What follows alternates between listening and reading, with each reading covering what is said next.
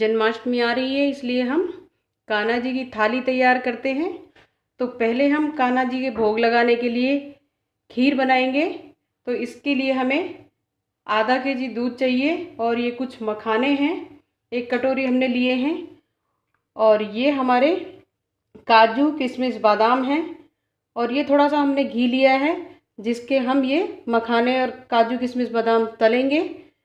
तो पहले हम क्या करते हैं, दूध को चढ़ा देते हैं गैस पे। तो ये दूध हम एक पतीले में डालेंगे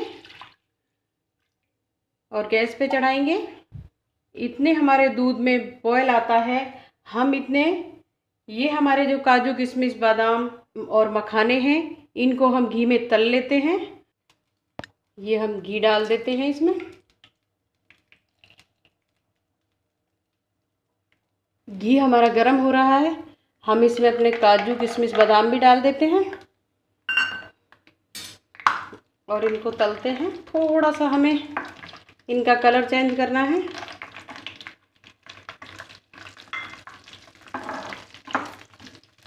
जैसे ही हमारा इसका कलर चेंज हो जाता है हम इसे एक कटोरी में निकाल लेते हैं।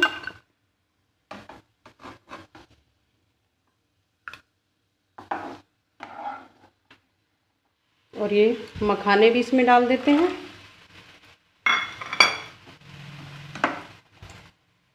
मखानों को भी हम थोड़ा सा तलेंगे घी में। हमें इसके लिए देसी घी का घी लेना है क्योंकि हम कान्हा जी का भोग लगाएंगे तो सब कुछ हमें देसी घी में ही बनाना है। मखानों का थोड़ा सा कलर हमें चेंज करना है, ज़्यादा हमें भूनना नहीं है। गैस हम मीडियम ही रखेंगे, नहीं तो हमारे मखाने जल जाएंगे। हम अपने मखानों को ऐसे करके फोड़ के देख लेंगे। ये देखिए, तो आपको लगे कि ये भुने हैं या नहीं तो आप इसे ऐसे तोड़ के देख सकते हैं। तो हमारे मखाने भुन चुके हैं, हम इन्हें भी निकाल देते हैं।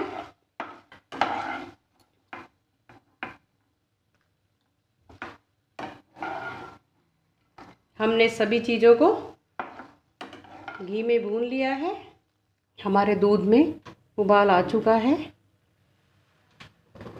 अब हम क्या करेंगे, जो हमने मखाने लिए थे उनको हम दूध में डाल देंगे।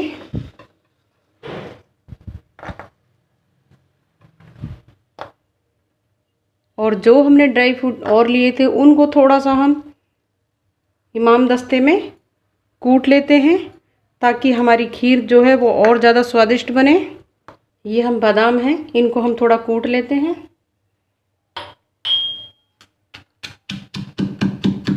इस कूटने से क्या है, हमारी जो खीर है थोड़ी गाढ़ी बनेगी और टेस्टेड भी बनेगी। तो हम इनको थोड़ा कूट लेते हैं। ये हमने कूट लिए हैं इनको और ये हम इसमें दूध में डालते हैं। हमने इसको सभी को कूट के डाल दिया है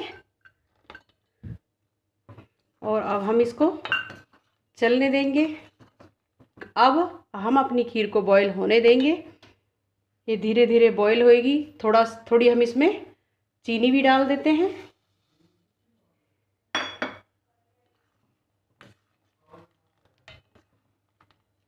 हमने इसमें चीनी डाल दी। हम इसको करीबन 3 से 4 मिनट के लिए मीडियम आंच पर पकने देते हैं।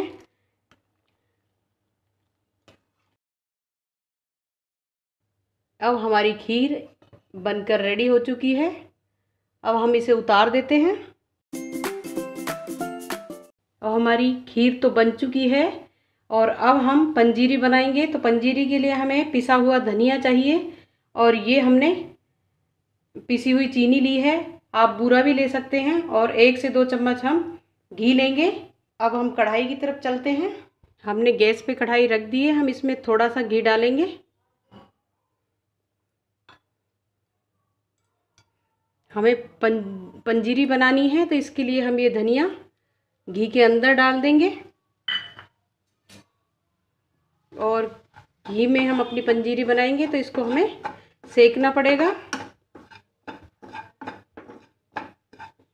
बिल्कुल धीमी आंच पे हमें इसको सेकना है।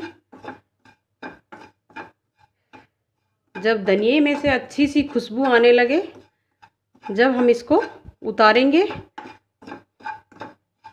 आप पंजीरी कम या ज़्यादा बना सकते हैं। मैंने सिर्फ भोग लगाने के लिए ही ये पंजीरी तैयार की है, इसलिए मैंने थोड़ा ही धनिया लिया है। अगर आप ज़्यादा लें तो आप ज़्यादा भी सेक सकते हैं। अब हमारे धनिये में से अच्छी सी खुशबू आने लगी है। हम गैस बंद कर देंगे और इसको कटोरी में निकाल के ठंडा करेंगे। अब हमने पंजीरी को प्लेट में ठंडा कर लिया है। हमारी पंजीरी ठंडी हो गई है। हम इसमें अपनी ये जो बूरा ली है हमने, इसको मिलाएंगे। ये हम 1 से 2 चम्मच इसमें अच्छे से मिक्स करेंगे। ये हमारी पंजीरी बनके तैयार होगी। आप चाहें तो इसमें ड्राई फ्रूट्स डाल सकते हैं, मगर जो भगवान के हमारा भोग लगता है वो पंजीरी का इसी तरीके से लगता है। तो हम इसको अब कटोरी में डाल के रख देंगे।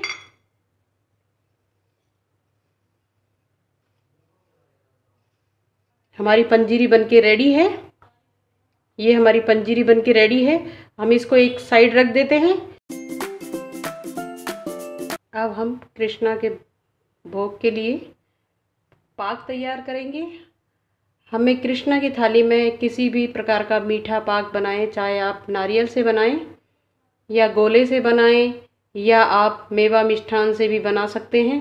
हम नारियल का पाक बनाएंगे। ये हमारा पका हुआ नारियल है, जिसको हम गोला भी बोलते हैं। तो ये हम लेंगे और कद्दूकस में कसेंगे। और ये 1 कटोरी हम चीनी लेंगे, जिसकी हम चाशनी बनाएंगे। तो ये हम कद्दूकस में कस लेते हैं। ये हमने एक थाली ले ली है और कद्दूकस ले लिया है। अब हम इस नारियल को कद्दूकस में इस तरीके से कसेंगे। अब हमने नारियल कद्दूकस कर लिया है। अब हम इसको थोड़ा सा सेकेंगे घी में। तो हम एक कढ़ाई लेते हैं और इसको गैस पे सेकते हैं थोड़ा सा। तो हमने कढ़ाई रख दी है। अब हम इस अपने गोले को सेकेंगे थोड़ा थोड़ा।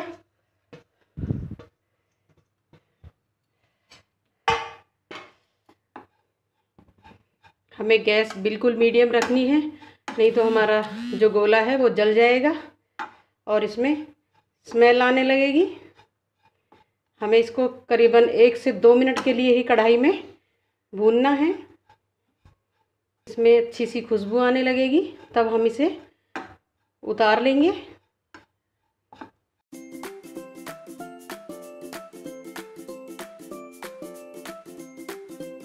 एक से 2 मिनट भूनने के बाद इसमें नारियल की खुशबू आने लगी है।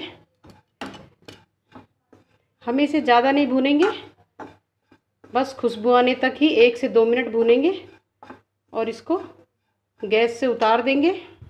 अब हम इसे एक प्लेट में डाल लेते हैं।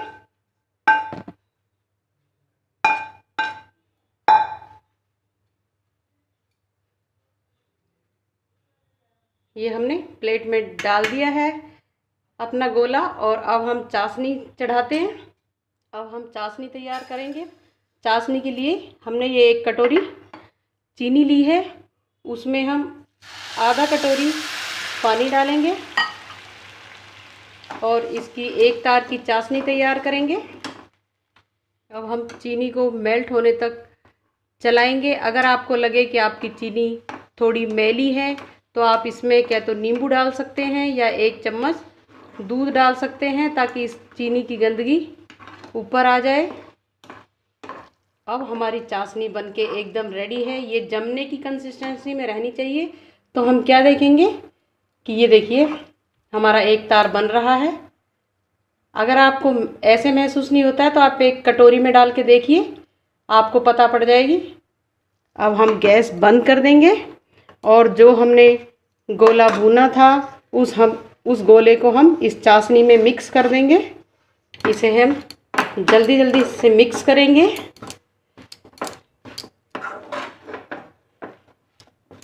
ये बहुत जल्दी जम जाता है, तो आप डरिए नहीं कि भाई ये जम कैसे गया।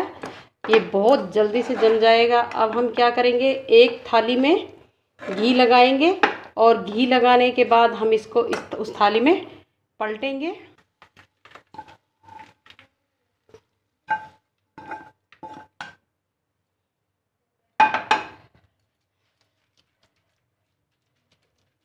अब हम इसे थाली में फैला देते हैं।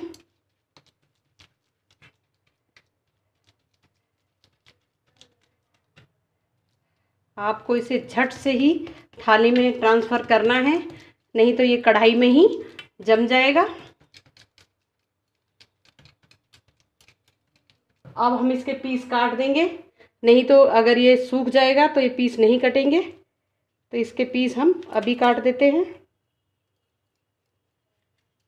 अब हम इसे 1 घंटे तक नॉर्मल टेम्परेचर पर छोड़ देते हैं और 1 घंटे बाद हम इसको निकालेंगे इसके पीसीस। अब हम एक कटोरी में पंचामृत बनाएंगे। तो इसके लिए हमें कच्चा दूध चाहिए, उबला हुआ दूध हम नहीं लेंगे, हमें इसके लिए ये कच्चा दूध ही लेना है। तो हम 1 कटोरी कच्चा दूध लेंगे। अब हम इसमें 1 चम्मच के करीब पिसी हुई चीनी लेंगे और इसको अच्छे से मिक्स कर देंगे। चीनी हमारी मिक्स हो गई है। अब हम इसमें करीब 1 चम्मच के करीब हम इसमें दही डालेंगे और दही के बाद हम इसमें थोड़ा सा घी डालेंगे और ये 1 चम्मच शहद मिलाएंगे। ये हमारा पंचामृत तैयार है। अब हम इसको अच्छे से मिक्स कर देंगे। मिक्स करने के बाद हम इसमें थोड़ा सा गंगा जल डालेंगे। हम इसमें 1 ढक्कन के करीब गंगा जल मिक्स करेंगे। अब ये 2 से 3 तुलसी के पत्ते हम इसमें डालेंगे, इनको हम तोड़ के डालेंगे और मिक्स करेंगे। हमारा पंचामृत एकदम तैयार है। अब हम माखन मिश्री लेंगे, जो हमारे कान्हा जी का एकदम फेवरेट चीज़ है। तो हमने ये माखन लिया है। ये माखन हमने अपने घर पे ही निकाला है और माखन में हम मिश्री मिलाएंगे। तो मिश्री हम करीबन 1 चम्मच के करीब इसमें मिलाएंगे। ये हमने मिश्री मिला दी है। अब मिश्री को हम अच्छे से मिक्स करेंगे। ये हमारा एकदम प्योर मक्खन है, हमने बाज़ार से नहीं ख़रीदा है। हम आपको बताएंगे ये हमने मक्खन किस तरीके से निकाला है अगली वीडियो में। ये हमारा माखन मिश्री भोग एकदम रेडी है। इसमें हम तुलसी के पत्ता डालेंगे। तुलसी कान्हा जी को बहुत प्रिय है, इसलिए हम प्रसाद में जब भी भोग लगाते हैं तो हम तुलसी के पत्ते ज़रूर ऐड करते हैं। अब हमारी पूरी थाली बनके एकदम रेडी है। अब हम अपने कृष्णा को भोग लगा सकते हैं अच्छे से।